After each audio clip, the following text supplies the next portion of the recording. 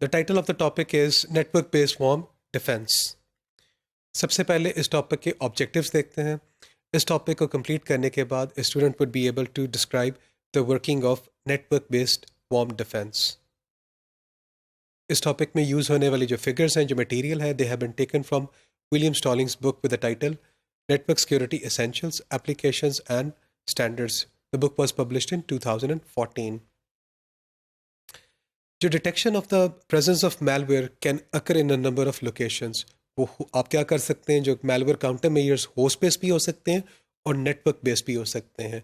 Host base में क्या होगा, it may occur on the infected system, और अगर जो आपका जो नेटवर्क बेस्ड है उसमें क्या होगा, it may take place as a part of the perimeter security mechanisms. For example आपके जो फायरवॉल्स हैं वहाँ पे हो सकता है, आपके इंट्रूजन डिटेक्शन सिस्टम्स में भी ये हो सकता है. अब हम आते हैं जो पेरीमीटर स्कैनिंग अप्रोचेज हैं वो क्या क्या हैं.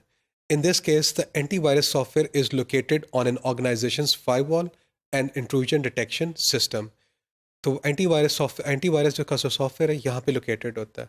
It is typically included in email and web proxy services running on these systems. तो जो आपका जो की एलिमेंट है of the network based worm defense is the worm monitoring software. अगर हम अज्यूम करें हमारे पास एक एंटरप्राइज नेटवर्क है at a site which consists of one or more interconnected set of LANs. तो इस परस्पेक्टिव से अब हम एक्सप्लेन करते हैं कि जो आपके जो वॉर्म के जो मॉनिटरिंग टेक्निक्स हैं वो क्या क्या हो सकती हैं. So there are two types of monitoring software. Number one, ingress monitors. Ingress monitors क्या होते हैं, they are located at the border between the enterprise network and the internet. तो ये उसके बॉर्डर पे लोकेटेड होते हैं. They can be part of the ingress filtering software of a border router or external firewall or a separate passive monitor. An example of a detection technique for an ingress monitor is to look for incoming traffic to unused local IP addresses.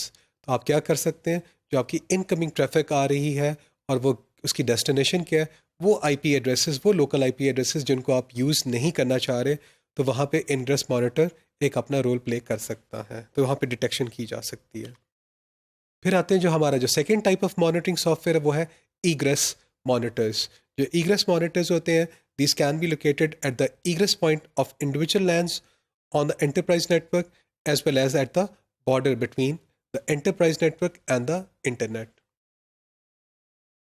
जो egress monitors होते हैं ये क्या होते हैं, they are designed to catch the source of a malware attack by monitoring outgoing traffic for science of scanning और other suspicious behaviour. जो ये वॉर्म मॉनिटर्स हैं, they can act in a manner of intrusion detection systems. तो ये intrusion detection systems के तौर पे भी काम कर सकते हैं. And then they can generate alerts. ये डेटा को कैप्चर भी करके क्या कर सकते हैं, एक सेंट्रल एडमिनिस्ट्रेटिव सिस्टम की तरफ डायरेक्ट भी कर सकते हैं. It is also possible to implement a system that attempts to react in real time to a worm attack so as to counter zero day exploits effectively. तो आप क्या करना चाह रहे हैं कि ज़ीरो डे काउंटर को एक्सप्लॉइट क्या करना चाह रहे हैं, उसको इफेक्टिवली काउंटर करना चाह रहे हैं. Now let's look at an example of these worm monitors. An example of the worm counter measure architecture works as number one, आपके जो sensors हैं they are deployed at various network locations to detect a potential worm.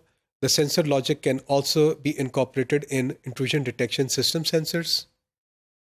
Step number 2 में क्या होगा कि जो आपके sensors हैं they will send alerts to a central server that correlates and analyses the incoming alerts.